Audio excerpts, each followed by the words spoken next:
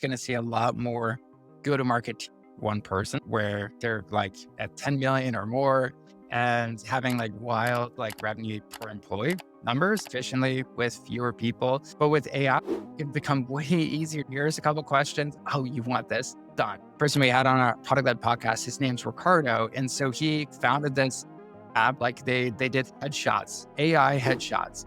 And if you acquired it for $1, it was generating like 10,000 a year. Last month, they had 270K revenue in 1 month. You've been able to generate almost $1 billion plus for clients. If you don't have focus, you're going to spread yourself way too thin and have what I always call weak Gatorade. And it's like watered down. You try to be everything to everybody. I think it's actually great if a company's not product-led from day one. And there's nothing wrong with doing founder-led sales at the very beginning.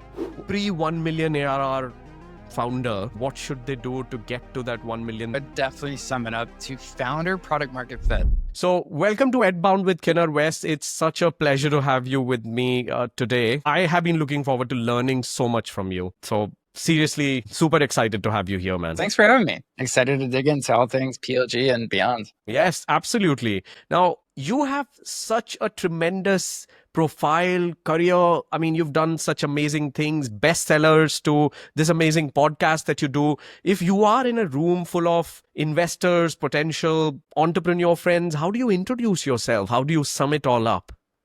I feel like I suck at introductions because I just don't focus on like too many things. But if it's, a SaaS group that understands, okay, what is product-led growth? It's like, hey, like I'm Wes, I'm the CEO of ProductLed. I help companies simplify how to successfully grow and build a product-led business. That's my jam. We implement, we do the strategy, and we help your team really embody this and build a product-led organization. So I just write the books to understand it. That's my whole style with everything I do on the book front.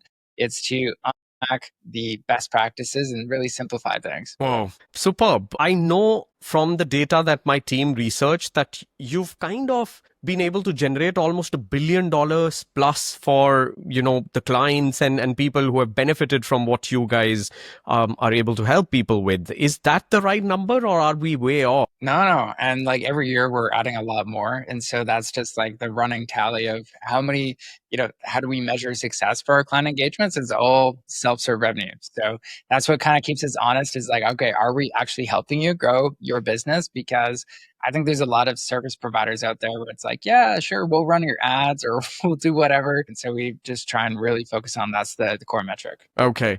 Now, I have so many questions for you from your journey at Vidyard to some of the other things that you talk about. But let's start from Vidyard. For people who don't know, I mean, that's been a stellar success. You've kind of had a successful run there. And I mean, could you just sum it up for us? Like, how was the experience and when did you decide to go freemium in that product? When I was at Vidyard, this was about 9 years back. And this was completely sales-led company. They were around like 10 million ARR at that time and growing crazy, crazy fast. And of our competitors like Brightcove, Wistia, at that time, they all had these free trials. And so we're like, well, you know what? Let's try it out. And so we launched this 14-day free trial. And Vidyard at that time was just a marketing analytics tool. So you could watch a video on a site and then it would tell you like what percentage did this exact person watch that video. And so really advanced technology at that time, but they signed up for the trial.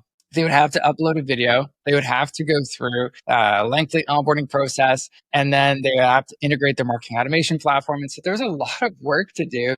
And it was not successful because there's just so much of an investment that somebody would have to do in order to get something for free. So we ended up killing that first version. And so that was my first kind of foray into PLG with not knowing anything of what to do. And then about 6 months later, we learned a ton from that free trial, which was the fact that nobody uploaded a video.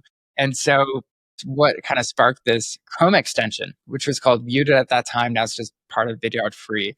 And in 3 clicks or less to create a video, send it to anybody, get feedback on like what percentage of the video did they watch. And that took off like wildfire. And so since that point, that was my PLG to Jesus moment where I was like, oh, Yeah, yeah. This sales-led way of growing a business, very expensive. We were investing, hundreds of thousands of dollars promoting these white papers and guides and everything. And then there was this other experience, which was, create a great free product and get it in the hands of as many people as possible. And the cool thing was, if you made the product great, they would help you out with that. They were like, "Hey, use this free product. It's amazing."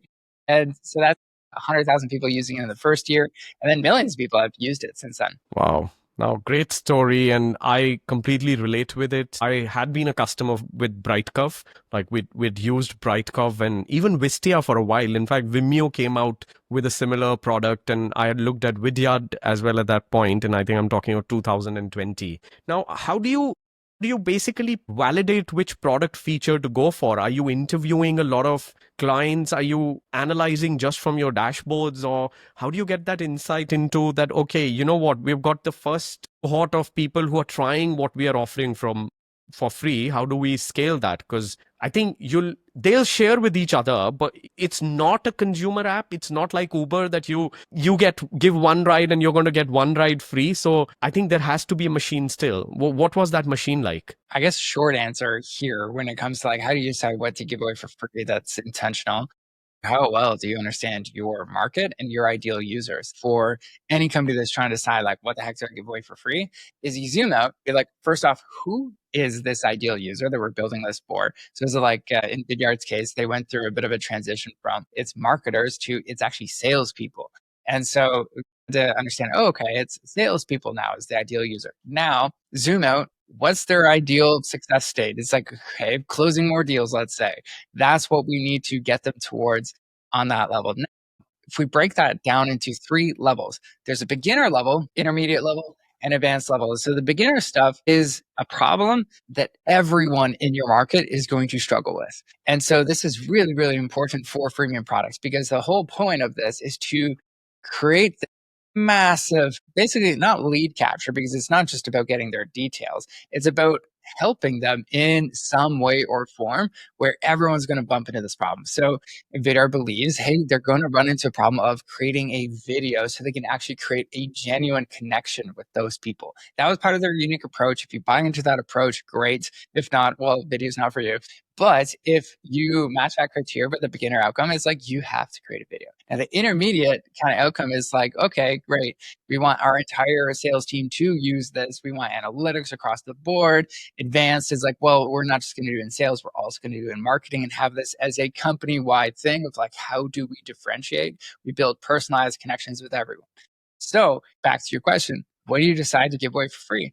That's the context that you need is you got to understand that beginner outcome and what is it going to do for your users. And it has to be something that is tangible value. It can't just be like, hey, click through our little trial and see what's up. It's like, no, did it do something for you? Did it change the way you do work or something like that? We can all remember the days before ChatGPT or the days before Canva, but then the days after it, it's like, well, now I just pull up that tool and I design, or I pull up ChatGPT and basically Google all the stuff I Googled before. Yeah.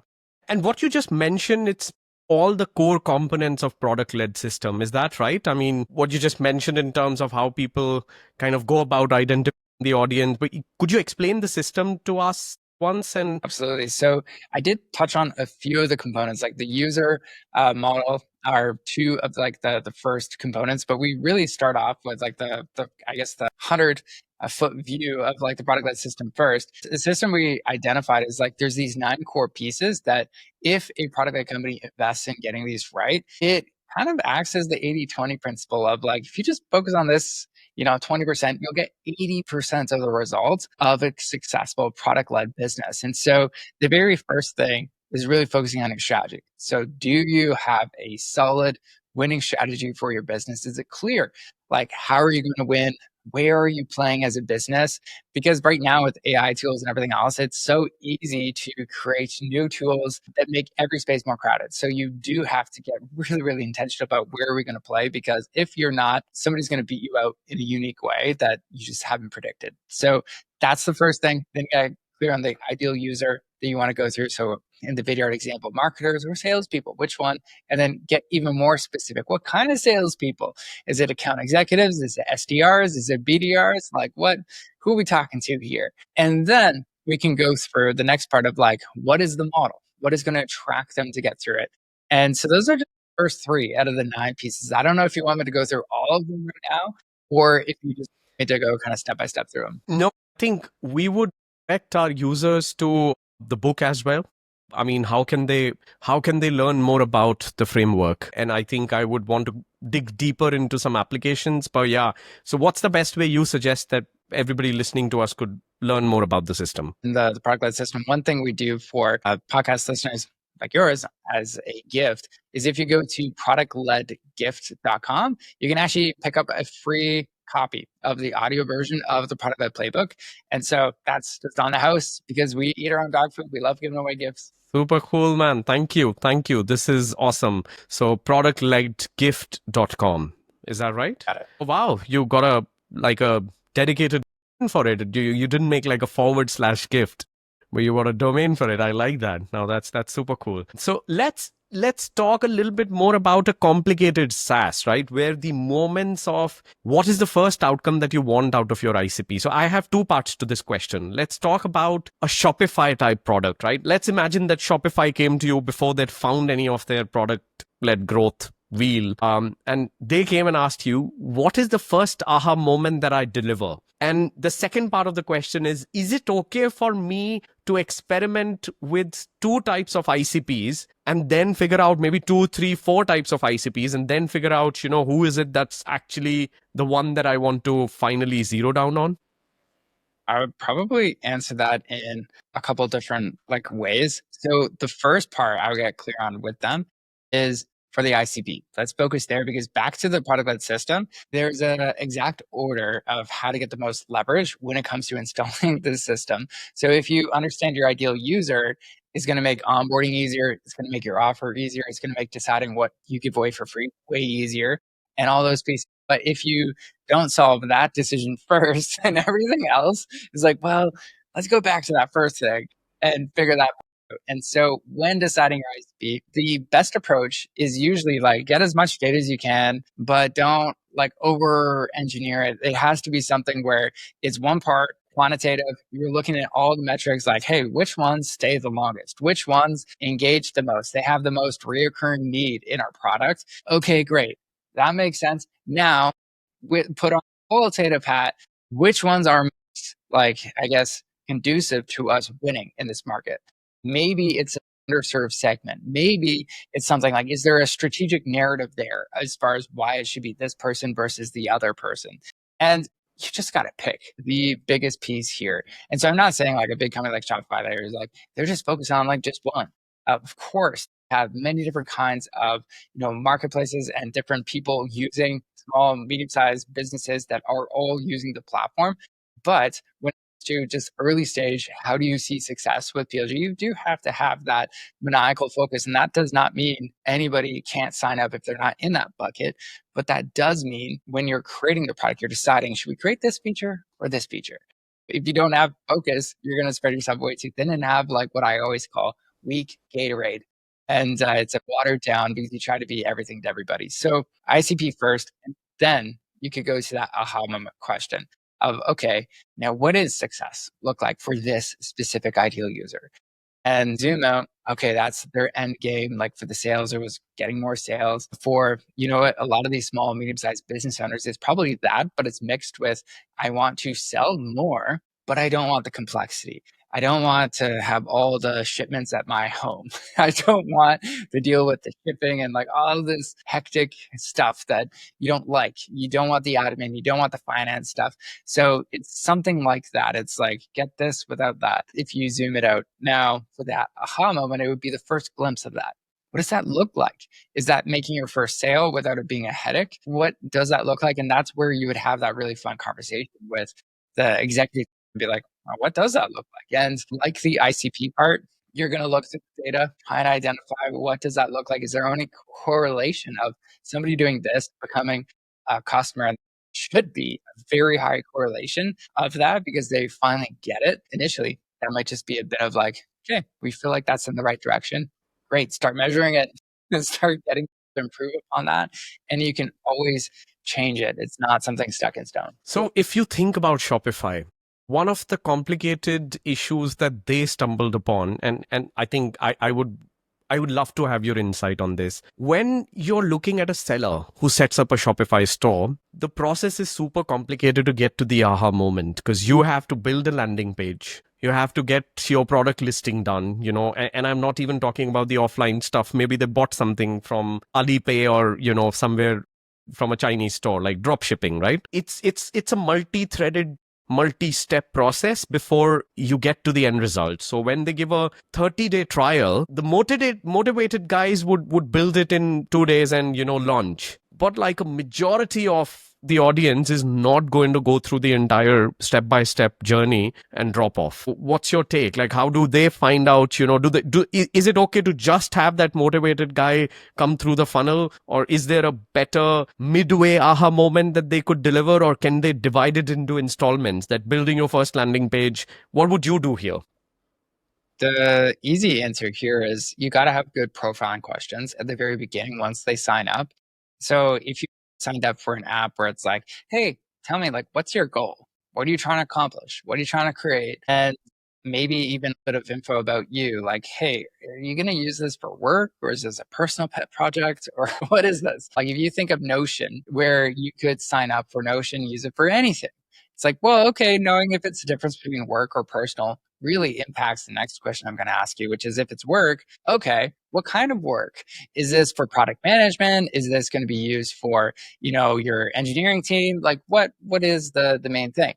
And if you communicate, hey, it's for my product stuff, then they're going to then select the next thing, which is like, what do you like to get started with? Is it a product roadmap, OKR framework, or something like that? And based on that, boom, here's a template. You've already kind of seen something really cool that the product can do. And as you're learning about the product, you're like, whoa, there's a lot here. And oh, this is cool. I couldn't do that in Jira or different tools that you're used to. Then you start to realize, oh, there's something amazing here that I should definitely explore a bit more. And that's the whole goal of those profiling questions. And back to the part you're like, hey, not people are going to sign up. That's okay. They might just say, hey, I'm going to be using this for personal stuff. You're like, great. You can do Notion too, but the I guess upgrade rate is going to be pretty low on that.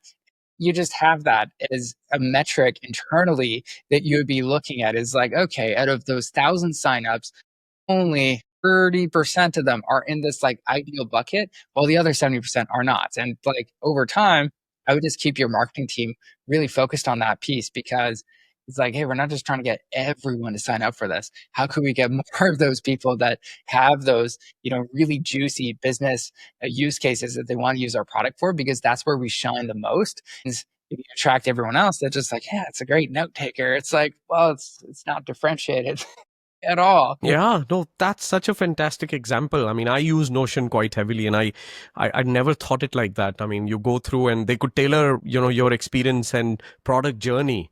But I imagine when they started, they must not have so many capabilities in so many directions. I think it's become like this mammoth application that you could possibly adapt to do pretty much anything. So no, I hear you. Let's think of a ERP system for a hospital. I'm sorry for asking these twisted questions, but I'm just trying to peel the layers of, I'm getting you to throw light on complicated cases, because the simpler ones, fall right through. Easy to understand, Yeah. but like a ERP for sure is a lot. Yeah. Now, think about that. Now, I have never come across a company that sells an ERP to hospitals. And that's why I named that. Like, I actually don't know. I came across one recently, but it's totally sales led. Would you ever recommend to those guys? Because, the hospital buyers, I mean, people who are buying aren't super active on internet. Like, they're really tough to spot. I don't know how the PLG would work. Or would you tell them don't do PLG? So I was talking with the folks at VMware, and they have many, many products, very complicated as well. Some are very simple. Others are like, whoa, like, what is that again? Way more complicated than even ERP. And so the way one of the top salesperson was kind of describing this product, he's like, it's kind of like the heart of your business. Like, if this thing like shuts down, your entire business multi-billion dollar corporations will like be brought to their knees and people will get fired because this thing went down. And so it's a very key critical system in a business. So he's like, should we make this product led? And I'm like, no. But here's the part where you can still have flavors of product led. Would they like to see a demo of what this would look like in maybe some of their data and go through this whole process with them? And you could actually set that all up where it's like, hey, we can trial this out without rolling it out to your fleet if you got a fleet. And we can roll it out to all the hospitals to see, okay, what this would look like in dummy data in that sense. But you can really start to feel what this would look like. Would you like to see what that would look like and how it could save you time? It's like, absolutely. I would like to go through with that. Now, are we going to integrate all the confidential personal details into that system because there's a lot of regulations and stuff around that? No. Okay. So there's like getting to the point of what are we trying to accomplish when it comes to product-led growth? It's to get people to try before they buy and to serve before you sell. And so can we de-risk this for the modern buyer? That's really just what you should be asking yourself. And in that scenario, when it comes to sales, they're usually adding a lot of value. It's not just a transaction where they're like, yep, just sign here, and here's your $20 million contract. No, it never works out like that. A lot of these salespeople are super creative. They're like, actually, you need this tool, you need this one. We're going to merge it together on the back end, and voila, you get your amazing solution that's actually going to solve your unique need. Like you do have to have that salesperson, but what's like counterintuitive there is that sales process is valuable in itself, which is product led, despite having salespeople. But you can still have, and this is the real head spinner, you can have a free trial and be sales led. If you just treat every user that signs up as like, okay, this is another phone number to hound, and no thought when getting them to value. It's just about converting them. Would you also consider educational content like webinar, white papers, ebooks as a part of a product-led strategy, specifically in this case? Because when you're talking of an ERP and it's super complicated for the entire application to be given as a free trial because there are multiple stakeholders, would you consider that to be an addition in such cases or an advantage? So that is part of the like understanding your ideal user, like what challenges will they have as far as going through and actually solving this problem. So for instance, for us at Product Led, we actually have to do a ton of education before we ever get a client. So the first, like you just gave us a free book, you can, and that's content, right? Once I read it, I'm pretty sure I'm going to be a bigger fan, right? I mean, anyone listening to this. But like for us, it's like, okay, the first thing is like, what is product-led growth? Second sale we have to kind of make is like, is this even the right approach for me? And then third is like, what is the best approach to roll out PLG? So it's like, okay, you're bought in to this for your business, but then you got to know how to do this. So like all those first three things are stuff we have to give away for free. Like they're all education too. It's like, what is PLG? Well, here's our product growth fundamentals certificate. Is it right for me? Here's this like gnarly long blog post that's 31 minutes long that I wrote that goes through all the things to think about for that. And then it's like, well, what's the best approach? Read the product-led playbook. That is literally the best approach to go through. And if you liked that approach, then it brings us to the fourth question, which is like, now, what is the best way to kind of implement this with a company or get some help on that? It's like, well, I hope our name pops out at that stage. But we've done everything to educate you before for free to just make sure it comes to that conclusion. And that's what we call Edbound. That's the whole concept. So your inbound, outbound is layered with educational content. But I think, I kind of, I mean, you have this perfect playbook. I love it. And I think you answered the other question that I had. How do you prepare salespeople to kind of come together for this, strategy of PLG, and how do they become a part of this entire playbook? And I think you covered that bit, how they play off and give values. It's brilliant, man. I think a lot of things that we all could take away, but I'm like so tempted to read the book right away that it looks like that, I want to kind of dive deeper. Now, have you come across in recent times a chatbot experience for activation in a PLG funnel, or AI getting implemented, the wrapper layers or whatever we call them these days? What have you come across or helped people with? that you're referring to, like you sign up for a product and instead of a typical like user interface where I'm clicking around figuring out how to use the product, it's like, hey, just what do you want to do? And then you could actually just like play around with it and it just creates the solution for you. No, I'm not talking of like vibe coding. I'm not talking of like lovable Replit kind of a platform, but there are these chatbots that could really drive you towards getting the right application. For an instance, I'll give you an example. I experimented a little bit with platforms that are used for automation for, let's say, email marketing. There were a couple of YouTube videos that I came across, watched, and maybe a few blog articles.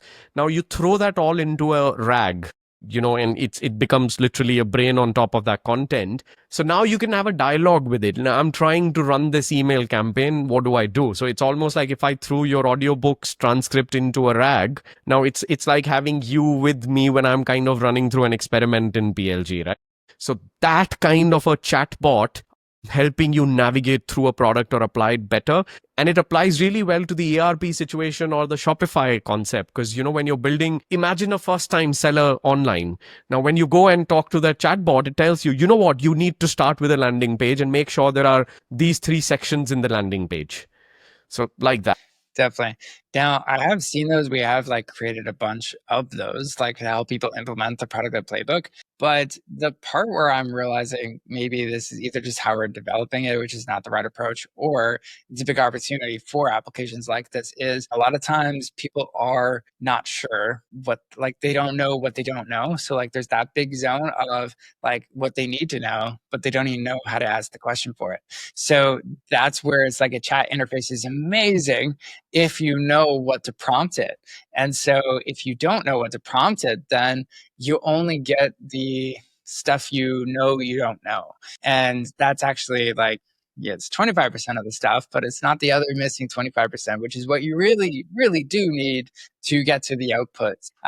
Yeah, if that comes around as a solution or there's better options to do that, I think that'd be a game changer for education. But right now, I think that is just a limiting factor. And one way to kind of mitigate it in onboarding specifically for a lot of products. Like I'll use one of our clients as an example. So they're userguiding.com. They got great onboarding. It's easy to kind of set up this product adoption tool where you can like go through, create flows and guide people to how to get to value. But it's also a piece of like the product's easy to use, but understanding user onboarding strategy isn't quite that clear. It's like, should you use a bunch of checklists? Should you use a bunch of tooltips to like create flows of 20 or 30 clicks to get people to value? Like, is that the best approach? And then it's like, well, should it take, 10 steps to get to value or 20? So there's a lot of like complicated questions where it's like in the onboarding, ask them like, how like on the scale of 1 to 10, are you? It's like, okay, if you're like a 1 out of 10, here's the guide. Here's our course, free course on how to do user onboarding really well. And if a big account and they put, it's like, hey, we're actually going to pair you with a user onboarding specialist. They're actually going to walk you through how to set up your first flow. And it's like, it's not sales, it's just helping you get to value. And yet they close way more. Why? Goes before serving, before you sell, getting them to value. Yeah, yeah. Brings me to the next question of community that you've been able to build, with your efforts. I feel it's a part of not just top of the funnel. It's basically, I think I would like to ask you, how do you see the community? Is it before somebody gets to buy or get into the funnel, or do you see as who's possibly become your, proponent? They understand the strategy, they're buying stuff or want to be a part of your consulting offering. When do you see the community's most impact? It's been really impactful, especially at the like very top of funnel, where people are interested in product-led growth, but they don't know everything that goes on to do it successfully. And so I think what people are always looking for is like, hey, I want to connect with other people who are doing something similar. I have a place that's safe to ask questions where we could help each other out. And so I think that's been probably the best help, is just having a place where you can feel safe and that you just go through and connect with like-minded people on that end. So from a like overall connection to the business part, we probably haven't prioritized it as much as we could because we just believe we're like, hey, if you're in PLG, you need a space where you could definitely connect with others to go through that. And so that's why we always created it. Yeah, initially, early days of product led, that was like the main thing we always promoted is like join our community, get access to this great community, and then go from there. So you don't see a lot of application after they have kind of understood and you've helped them implement. Is there a separate community for those people because they kind of graduate, or do you see those people using community or being a part of community less and less? If you're in like the free product led community, is to join our next level program where it's like this is for the people who are actually serious about taking the product led playbook and implementing inside their business. And so that community is definitely for a lot more people who are working internally inside a company where they want to implement it themselves. And so then there's like a kind of progression on this where it's like, okay, now the best people who are product led MBA candidates, they eventually become product led implementers where they can work with our clients and actually help implement PLG at a high level. And so that's kind of like members, early stage, kind of beginning of the PLG journey, MBAs, somewhere in the middle where they are serious about implementing this inside their company. And then implementers are the final byproduct. Wow. No, that's a brilliant journey. The final stage. When somebody's come into the community, got the MBA done, what's next? They have to complete a capstone project, which is actually implementing the entire product led system inside a business. And so they could use like one of our case study examples, or they could go through and just be like, hey, I'm working on either the startup or this company I'm working with. I'm going to implement the entire thing. And they share it, we submit it, we kind of give them the stamp of approval, like you have met the standard to do this really well. And but that's not everyone wants to work as a product led implementer, but some do. And they're like, hey, you know what? You did an amazing job. So we love to kind of continue working with you. And so that's where we kind of would extend an offer if there's a mutual fit there for them to become an implementer. Wow. Wow. What a brilliant design. And you created this progression and map. I mean, this is superb, man. How do you see a company that's implementing the product led strategy? Maybe, okay, so let me just flip this question. I'm sorry, I'm kind of rephrasing this because I think the better angle to address this would be if a company did not start with PLG and they've got to their first 500,000 ARR, right? And they discover your book. Somebody listening to our podcast now, they're at a 500,000, 700K. It was totally service driven. You know, they have a product, but somebody's like humans onboarding, no thought of product led. What's the stage that you could think of flipping to product led at any point? Or is there the best time? I mean, what's your take on that? First up, I think it's actually great if a company's not product led from day one. Very rare, actually, where it's like, hey, day one, we had this amazing self serve motion and we just scaled like wildfire. There's nothing wrong with doing founder led sales at the very beginning. Hey, like, what problem are we solving? Who are we solving it for? I love the founders where it's like, hey, I actually sold this before I built it. I think one of the nemesis is they love to build product.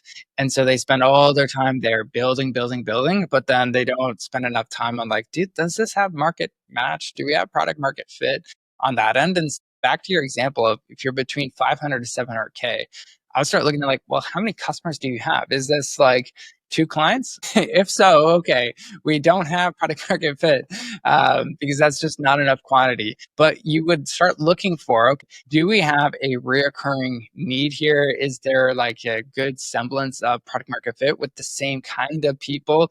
Like they don't all have to be salespeople in that example, going back to the ideal users, but do we have like a subsection of 20 or 30 of them where we feel like, hey, this is a really solid fit? They're all trying to solve the same problem. They have similar job titles. We can start to understand where they hang out. Maybe the average client value or customer value is, a little lower than it makes sense for you to use a sales process. Like let's say it's like 2 or 3K per year. You're like starting to wonder, you're like, is this the right approach? That would be a perfect opportunity where it's like, hey, you know what? Let's start investing in this product led motion earlier than later, because what you're going to be stuck with is having a lot of these onboarding calls to get people to value. And usually that will burn the founders out before they even get to 1 million. They're like, oh my goodness, I hate this job that I created for themselves. And so you have to start delegating to your products at that stage. So that's some of the markers to look for: the product market fit, the like ACV. What does that look like? Do you have a compelling business case for product led growth? And then just making sure that you are solving a really compelling problem for people to go through. Yeah. Oh, that's kind of the story that I've gone through as well. But one of the problems that we got into while building Nourish, the company that we were offering online academy platforms to course creators, right? So became a red ocean. What do you do in such cases? Now, this is happening more and more because with products like Lovable, Replit, Base 44, you could just build it in 3 hours, right? And becomes a red ocean. So what would you suggest? I mean, do we find a blue ocean with a new niche category? What should be the strategy for companies that get into these problems?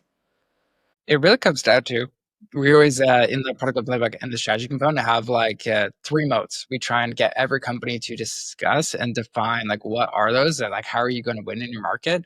So one of them should be about your product. So it's like how are you going to differentiate or have the best product? It could be like for us, it's proprietary IP. Like every implementation for our system, we record all the calls, we improve the IP and make the system better, better. So like that's pretty hard to copy over time. Like you can copy the playbook, upload it to ChatGPT, but it's not going to get you the real time stuff where it's like, hey, that's the 2024 version. A lot changes here in the go to market motions. So that's really helpful to be at the cutting edge there. Now you'll have to win with something on the go to market side. So what is that? Is that a distribution moat advantage? So give you a perfect example. Person we had on the ProductLed podcast, his name's Ricardo, and so he founded this app. Like they did headshots, AI headshots, and he acquired it for $1. It was I think generating like 10,000 a year or something like that. Now last month they hit like 270K revenue in 1 month. And so they were just like, okay, we're doing something well. And easy enough to copy. Yet they are ones to show up if you search for AI headshots. They're the first person like on Google search, everything else. She was a growth marketer, like just amazing on the growth side. And I'm like, this is perfect for you because you have to be really good at this part to win. But the product, you got to make it look good enough and solve the problem good enough. And so he's well poised to do amazing and continue growing that company very well. But I share that story because it's never just one thing. If you just rely on one moat, yes, you are ripe for disruption, but you always have to look at, okay, what is going to make us hard to copy in the go to market side, the product side, and then also the customer experience side too. No, that kind of makes total sense. And I do feel like that, it's going to be like 9:30 in the night here. I want to kind of right away start reading the book because you mentioned about so many things that are, like good trailer for the movie that's going to be there in the book. So I think I would recommend everyone to do that, right? So what do you see as the trend that's shaping up with AI now in GTM, especially product led, something that you see is going to change? Like, so I now want you to predict something, what do you see? What's going to be the next 1 year for product led playbooks? Just going to see a lot more go to market one person where they're like at 10 million or more and having like really wild like revenue per employee numbers. And so you can run more efficiently with fewer people. I think AI and PLG, it was just like PLG was never, I don't think it has, to be honest, still taken off because it's still really hard to do. But with AI, it can become way easier to do. Like you think of like what we were talking about with all those different flows, different user personas, everything else, there's going to be AI onboarding tools that will just understand what they want and help them get that. It'll just be prompts like, here's a couple questions. Oh, you want this? Done. Like, here it is, execute it. And it will just alongside people to get to those results. So we've already seen that, like, there's a lot more SaaS companies like you mentioned with vibe coding and stuff like that. Like, hey, you know what? It's just a prompting user interface. I think that'll be a lot more common for products. So maybe it is a little more API first, of like plugs into some other main component, then it's one agent talking to the other Yeah, agents, and yeah. then boom, you get your It's like yeah. MCPs. Everybody's building model context protocols and that they're the brain now. What you're saying is it makes total sense. And let me give you one example to what you're just mentioning. Ask a lot of questions like Notion asking all that. So we last week coded this small agent using make.com workflow where if somebody onboards and they provide their email, within the next 3 to 4 seconds, that email is on a Clay table or a make.com workflow automation. You scrap through some data provider like Apollo, and you know everything about this person, and you can tailor make and talk to them like, lovely to see you, Wes. We loved your book, because you put your email ID, right? And we can find out who you are, what you do, your LinkedIn profile, what company you've just joined, like everything in seconds. So that was never possible, And then it's going to have the like language to personalize it and send it off and be like, you could have a human in the loop or just let it run wild.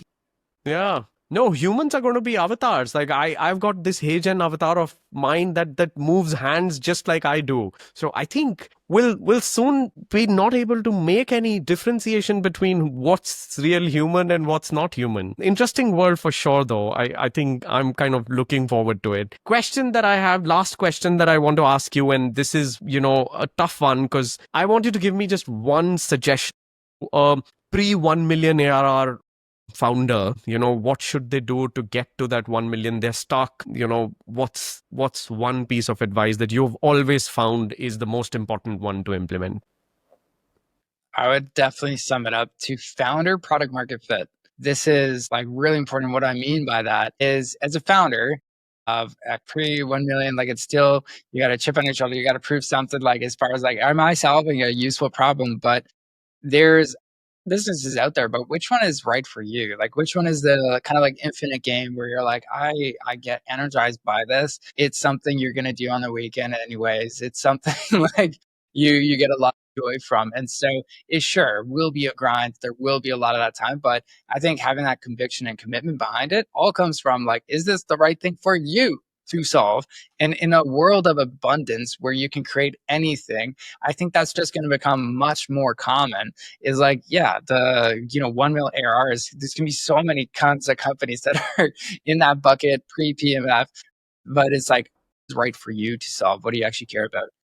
Solve that. The passion factor. Yeah, definitely. That's your X factor. And then I think it goes back to the authenticness that is missing in a lot of the apps that are created. It's like, hey, why do you care about that? Why does that matter? Well, they're like, it's just a business. But no, what is the right business for you that you actually care about? Yeah, no, makes total sense, man. Naval Ravikant. He talks about that, like in the world of AI. I mean, that's going to be the biggest moat. But I love it. I don't think I have heard better advice on product market fit from a founder market fit. I mean, so superb. Thank you so much, Wes. This has been so lovely. I mean, I learned a lot, and I'm so looking forward to kind of reading the book right away. And you know what? We also are going to build a brain on top of this conversation, so people can then find out what's the best way. How can I reach out to him? And they can ask questions and, battle with the best info and how they can tailor make it. So the best way to find you and reach out to you is obviously start with the book. LinkedIn, you're quite active. What's the best way? So I post daily on LinkedIn as well, just at West Bush. And then if you are interested in like more free resources on like product-led growth, just check on productled.com. Productled.com. Lovely. Lovely. Thank you so much, Wes.